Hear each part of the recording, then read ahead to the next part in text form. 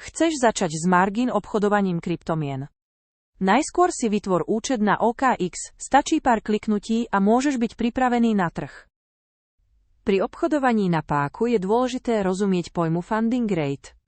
OKX ti umožňuje jednoducho otvárať long aj short pozície, no poplatky sa môžu líšiť v závislosti od aktuálneho funding rate. Funding rate je pravidelný poplatok medzi obchodníkmi. Ak je záporný, shorts platia longs, ak je kladný, naopak.